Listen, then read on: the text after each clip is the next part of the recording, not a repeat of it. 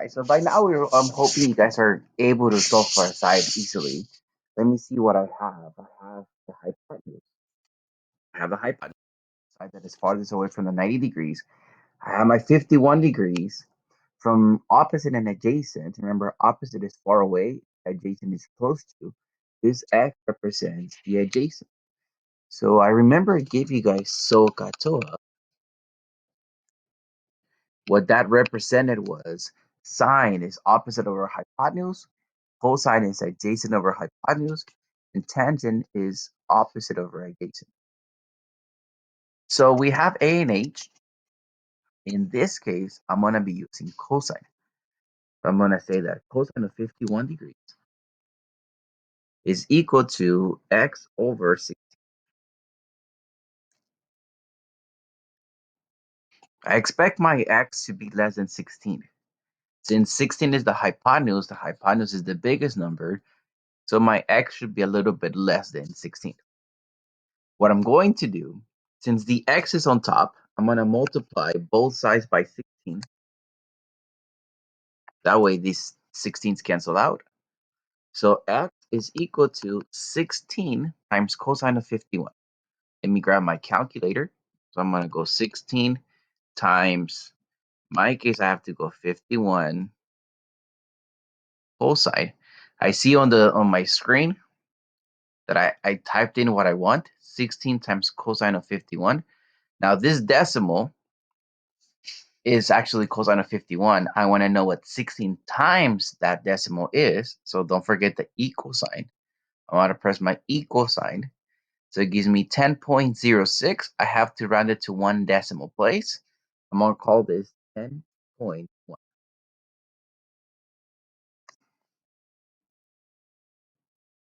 Right? The 6 is big enough, so it pushes the 0 to 1. So that's why I call this 10.1. All right, let's take a look at question number 10. I don't have the hypotenuse in this case. From 29 degrees, I have the opposite and I have the adjacent. So in this case, I'm going to be using tangent because it's the one that has an O and an A. So I'm just going to say the tangent of 29 degrees is equal to x over 12.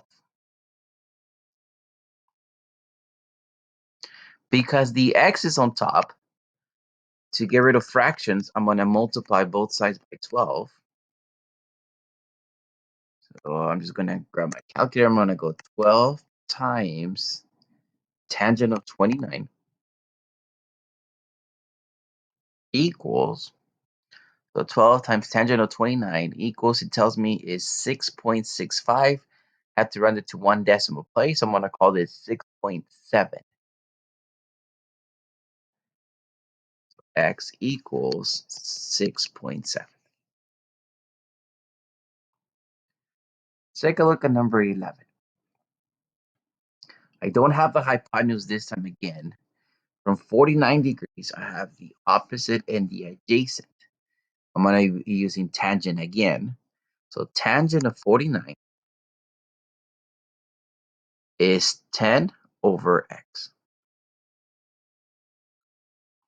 To get rid of fractions, let me multiply both sides by x. Right? I always multiply by whatever is at the bottom of the fraction.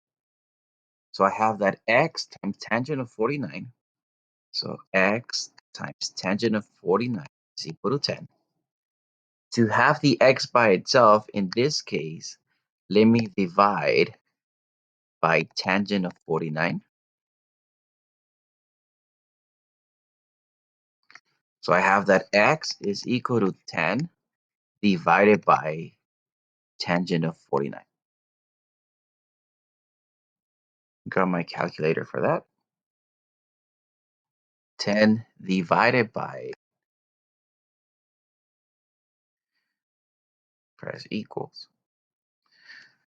So 10 divided by tangent of 49, it says is 8.7. 8.7. Lastly, let me take a look at question number 12. Don't have the hypotenuse again.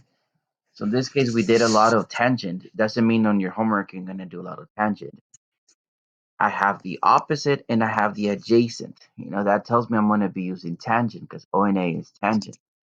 So I have the tangent of 23 degrees. It's opposite over adjacent. So I have 14 over x. To get rid of the fraction, let me multiply both sides by x. So I have that x times tangent of 23 is equal to 14. To get the x by itself, let me divide both sides by tangent of 23. So x equals 14 divided by tangent of 23. Let me figure what that is. So I have 14 divided by tangent of 23 equals, I have 32.98. I know the 8 pushes the 9, but the 9, it's at the limit, so the 9 ends up pushing the 2. So I'm just going to have 33.0. When my decimal is 0.0, it's okay if you guys just type in 33. Either one will be marked correct.